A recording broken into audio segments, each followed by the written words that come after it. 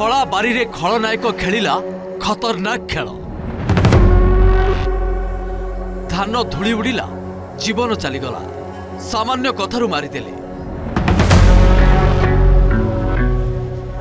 ରଡ୍ରେ ପିଟିଲେ, ତଣ୍ଟି ଚିପିଲେ।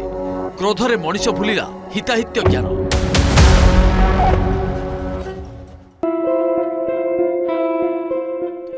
କାନ୍ଦୁଥିଲେ କୁନି କୁନି ଛୁଆ, ଅନେଇଥିଲା ବୁଢ଼ା ବାପା।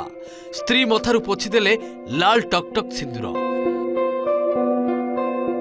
ମର୍ଡର କରି ବିନ୍ଦାସ ବୁଲୁଛନ୍ତି ହତ୍ୟାକାରୀ।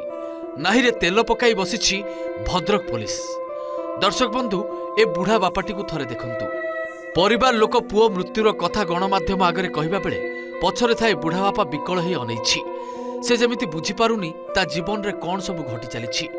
ଏ ବୟସରେ ଏତେ ଦୁଃଖ ଦେଖିବାର ଥିଲା। ଦରଦୀ ମଣିଷଟେ ଏ କାହାଣୀ ଶୁଣିଲେ ଦୁଇ ଟୋପା ଲୁହ ନିହାତି ତା ଆଖିରୁ ବୋହି ଆସିବ।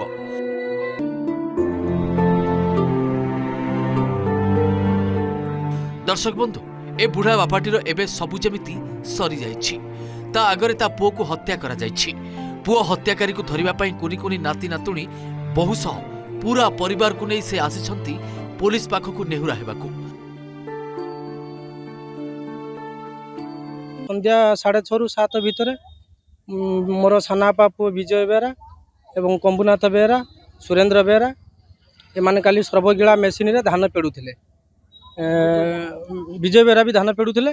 କାଲି ସର୍ବଗିଳା ମେସିନରେ ଧାନ ପେଡ଼ୁଥିଲେ।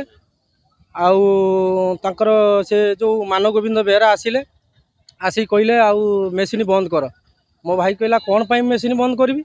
ନା କହିଲା ଗର୍ଦା ଉଡ଼ିକିରି ଆମ ଉପରେ ପଡ଼ୁଛି, ତୁମେ ମେସିନ୍ ବନ୍ଦ କର। ସେଇଠୁ ମୋ ଭାଇ କହିଲା ଆଉ କହିଲା କଳେଇ ତ ଆଉ 10-12 ବିଡ଼ା ଅଛି, ଆଉ ଏତିକି ସରିଗଲେ ଆଉ ମୁଁ ବନ୍ଦ କରିଦେବି। ଆଉ ଯଦି ଗର୍ଦା ଯାଇଥିବ ତୁମ ମଇଁଷି ଗୁଟକୁ, ତାହେଲେ ମୁଁ ସେ ଗର୍ଦାଟାକୁ ଖରିକି ଆଣିବି। ଆଉ କିଛି କହିଲେନି, ସେମାନେ ପଳେଇଲା ପରେ ତାର ଭାଇମାନଙ୍କୁ ଆଲୋକ ବେହେରା, ସବି ବେହେରା, ଅଖୁଜା ବେହେରା, ଆଉ କବି ବେହେରା, ବାବାଜୀ ବେହେରା ଏମାନଙ୍କୁ ସମସ୍ତଙ୍କୁ ଡାକିକି ଆଣିକି ଆଲୋକ ବେହେରା କ'ଣ କଲା ନା ଚାଲୁଥିବା ମେସିନ୍କି ବନ୍ଦ କରିଦେଲା। ମେସିନ୍କି ବନ୍ଦ କରିଦେଇ ସାରିଲା ପରେ ମୋର ଭାଇ ବିଜୟ ବେହେରା ଯେ ଓହ୍ଲେଇକିରି କହିଲେ ଯେ ମେସିନ୍ କ'ଣ ପାଇଁ ବନ୍ଦ କଲୁ? ନା ମୁଁ ମେସିନ୍ ବନ୍ଦ କରିଦେନି, ମୋର କିଛି କରିବୁ? ଏହା କହିକି ଧକ୍କେ ମାରିଦେଲେ ମୋର ଭାଇକି। ଧକ୍କେ ମାରିବା ସଙ୍ଗେ ସଙ୍ଗେ ତାଙ୍କର ଆଉ ଯେଉଁ କବି ବେହେରା, ସବି ବେହେରା, ଆଲୋକ ବେହେରା ଆଉ ଏମାନେ ସମସ୍ତେ ତାର ତଣ୍ଟିକି ଧରିନେଲେ, ମୋର ଭାଇର ତଣ୍ଟିକି ଧରିନେଲେ। ସେଇଠି ଚିପିକି ପକାଇଦେଲେ।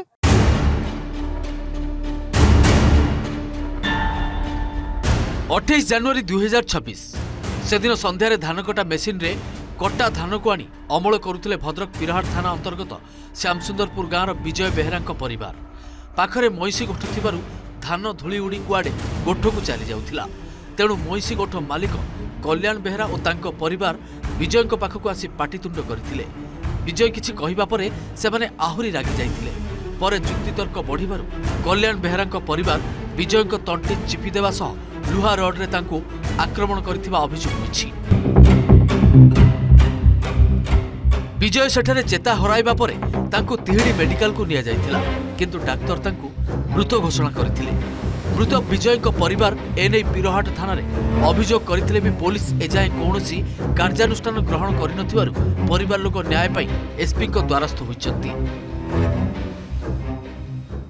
आमे भी 8 दिन है प्रत्येक दिन आम जाऊँ थाना को। बर्तमान सुधा पिरहाट पुलिस कौन दोषी को धरबार सफल होना से बर्तमान गाँ छाड़ी अन्यत्र बुलूं संघबद्ध भाव में आक्रमण कले। आज्ञा स्त्री पिला छुआ नहीं, से गोटे छुआ रोजगार पुआ से केमती कौन रही आज्ञा आम एसपी सहारा लोड़िया को आसीचु। गुहारी जनइबू जे आमको कहीं बर्तमान सुधा से दोषी कहीं धरा पड़ना। धान बाड़ा गला पड़ेगा पर नहीं 10-12 जन धरिकी मारे तंटिकी चिपिकी मारिकी ओस पड़ेगा जमी आम देखली पकड़ा बेलू छाड़ देकी पलैले सब पलैला जमी आम नहीं आईनु मेडिकल विराट थाना वाला कहीं शुणु ना कहे आमर कहीं किसी करें ना तो हंस बुड़े देवी मोर गुटी गला हंस बुड़े कहीं अभियुक्त को धरुनी पुलिस। हत्याकांड को सप्ताहे बीती जाइथिले भी कहीं पुलिस हाथ खाली, कहीं नाहिरे तेल पकाई बसी पुलिस। सेपटे अतिरिक्त एसपी कहते संपृक्त अभियुक्त को खूब शीघ्र धरा जिवो। से थाना रे सेटा रिपोर्ट देइथिला जोटा कि हमर एक मर्डर केस रुजु होईची 27/24 ବିରାଟ ଥାନାରେ ଆଇଆଇସି ନିଜେ ତାର ତଦନ୍ତ ଭାର ନେଇଛନ୍ତି। ତଦନ୍ତ ଆମର ଜାରି ରହିଛି। ପରବର୍ତ୍ତୀ ପଦକ୍ଷେପ ତାର ପୋଷ୍ଟମର୍ଟମ କରାହେଇଛି। ପିଏମ୍ ରିପୋର୍ଟ ବର୍ତ୍ତମାନ ପର୍ଯ୍ୟନ୍ତ ଆମର ଆୱେଟେଡ୍ ଅଛି। ପିଏମ୍ ରିପୋର୍ଟ ଆସିଲା ପରେ ଆଉ ଅନ୍ୟାନ୍ୟ ଦିଗ ଯାହା ଅଛି ତଥ୍ୟକୁ ଅନୁସରଣ କଲା ପରେ ପରବର୍ତ୍ତୀ ପଦକ୍ଷେପ ନିଆଯିବ। ଧାନ ଉଡ଼ାକୁ କେନ୍ଦ୍ର କରି ବିଜୟ ବେହେରାଙ୍କୁ ପିଟି ପିଟି ମାରିଦେଲେ କିଛି ଲୋକ। ଏ ନେଇ ବିରାଟ ଥାନାରେ ଅଭିଯୋଗ କଲେ ମଧ୍ୟ ବିରାଟ ଥାନା ଅଧିକାରୀ କୌଣସି ତଦନ୍ତ କଲେ ନାହିଁ, ଯାହାଫଳରେ ପରିବାର ଲୋକେ ଭଦ୍ରକ ଏସ୍ପିଙ୍କୁ ଭେଟିଥିଲେ। ତେବେ ଏସ୍ପି କହିଛନ୍ତି ଏ ଘଟଣା ଉପରେ ସମ୍ପୂର୍ଣ୍ଣ ତାଙ୍କର ନଜର ରହିଛି, ତୁରନ୍ତ ଏ ନେଇ ପଦକ୍ଷେପ ନିଆଯାଉଛି। ଯେଉଁ ଅଭିଯୁକ୍ତମାନେ ଏଥିରେ ସଂଶ୍ଳିଷ୍ଟ ଅଛନ୍ତି ସମସ୍ତଙ୍କୁ ଗିରଫ କରାଯିବ ଏବଂ ପରିବାରକୁ ନ୍ୟାୟ ମିଳିବ। ଭଦ୍ରକରୁ ପାର୍ଥ ସାରଥୀ ନାୟକ, OTV।